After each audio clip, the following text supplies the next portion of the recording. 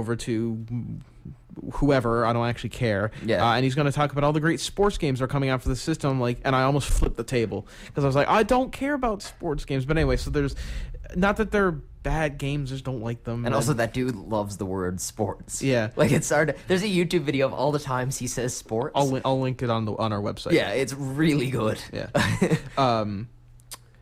So they did the there was the 4 EA sports games, the Forza game, Call of Duty Ghosts, is that what it's called? Ghosts. Which had already been announced, but is launching exclusively for the Xbox 360. They said it's coming out for the PlayStation, but it's launching exclusively for the Xbox, which I think is a big step. That's going to make Xbox a lot of money. It will.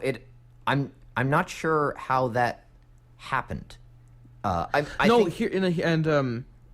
think it happened because Xbox they're really trying to outgame Sony. I mean, they're making the system be more like a home media system, but I think they're also going to try and kill Sony by getting the big games out on their systems first. That's why they signed an exclusive deal with EA to get all the sports games, which are big money-making games. They are. And I think actually, remember back when I went when we were talking about the news in Aperture, I said EA was no longer making games for the Wii U. I think that must be the reason, is they're focusing a lot of their efforts on making Xbox games. Yeah, that's going to make them a lot of money. The new Call of Duty game, when the biggest addition to your Call of Duty game is a dog and the fact that fish swim away from you, just no. I think this is good for both Xbox and PlayStation. I don't think this is going to kill PlayStation, because I think this reminds me of the early days of the PlayStation. You mean PlayStation 1? No, PlayStation 3. Okay. Like when PlayStation 3 was first coming out, right? Yeah. And you had weird games. Like you had weird games like Flower, and there was a lot of creativity, a lot of experimentation. Yeah. And the Xbox was getting out the mainstream games at just a better rate. Yeah. Right? You know, the Halos and whatnot. The Halos, the Call of Duty. Mass Effect was coming out around the time. BioShock. Yeah, BioShock, exactly. Yeah, Xbox was just coming out with the mainstream games.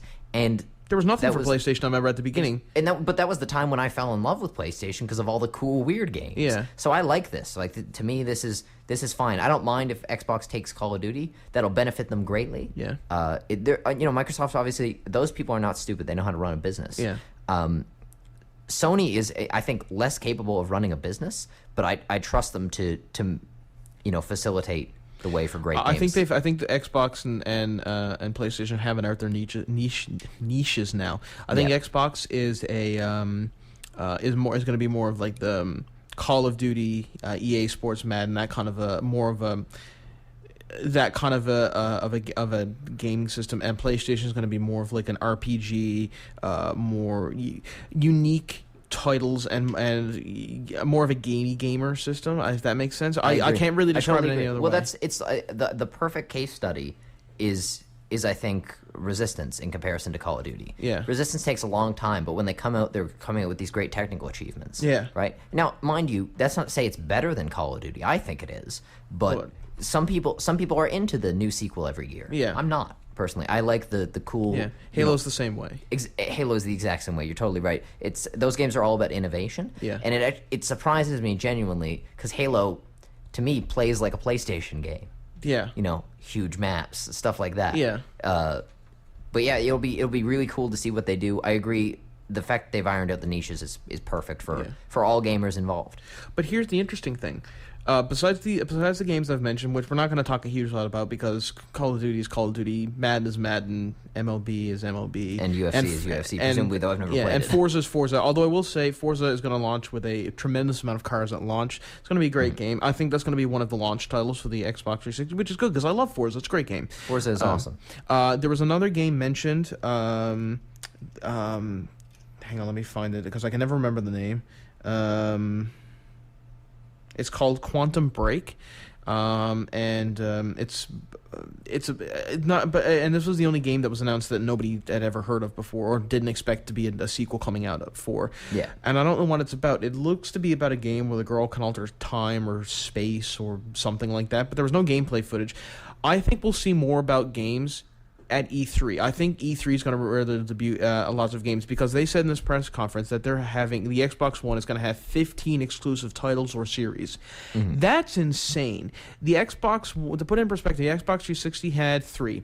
At the end of its lifetime, it has 3. It has Halo, big name ones I'm talking about. I'm sure there are others, but it has Halo, it has Fable, and it has Gears of War. 4, and it has Forza. Yeah. Which is just the Xbox equivalent of Gran Turismo. Yeah. Although, in my opinion, I think I like Forza a little better than Gran Turismo. I know a lot of people who would kill you for that. I'm betting you do. Yeah. At least the modern Gran Turismos. Yeah. Maybe not A-spec or anything like that, but... But still, 15 games, That's a ton. 15, that's a lot. ton. I don't know how many That. for PlayStation there are, but just for Xbox One, and that's what everybody for the Xbox 360 was asking for, more exclusives, and they've delivered on that. Now, we didn't see any of them, but I think we'll be seeing more of that at E3, and I think they should have delayed this press conference till E3, but... I think this conference was a bad move in many ways. Yeah. I think they're doing a good job with the system, no doubt about it. The fact of the matter is when you try to compete, things usually turn out badly. Yeah. In everything, even if you have a good product, because let's think back now to when Call of Duty was coming out with a new game and Battlefield 3 was coming out, and whichever Call of Duty was at the time, I don't know, they're all the same. Battlefield made the mistake of going out and saying, we're going to compete with Call of Duty, we're going to be better than Call of Duty. You don't have to be better than Call of Duty. You're Battlefield. You're going to appeal to Battlefield gamers who are already a fan of your games, guys like me who've been playing the game since we were kids. You can be different. That's okay. And I think that Microsoft needs to realize that they can be different from Sony, and that's just...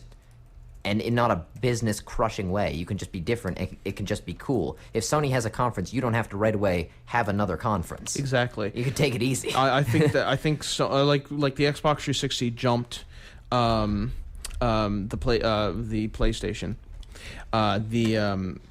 Jumped the PlayStation 3.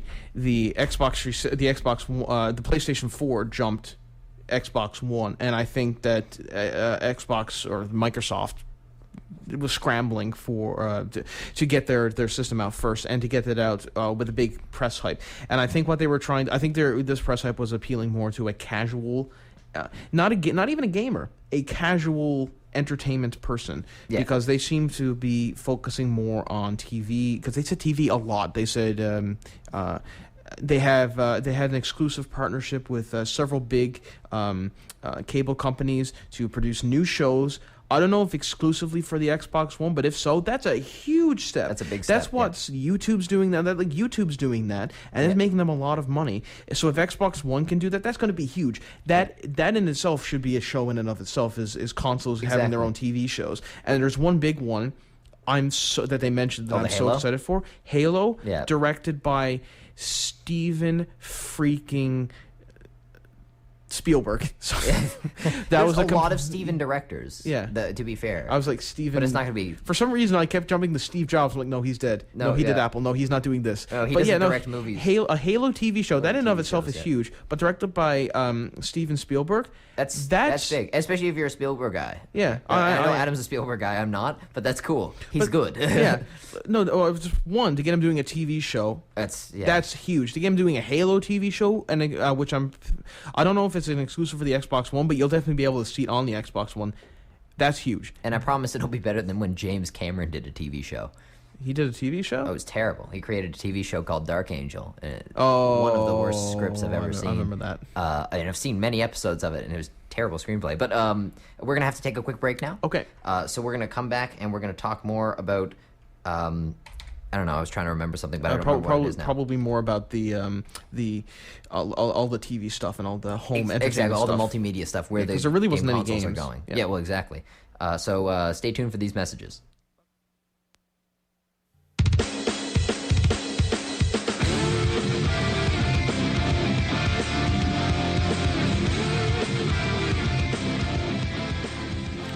Rizok out with your Kizok out. Every Friday at 1 with Ring Rust, Atlantic Canada's only source of wrestling news radio.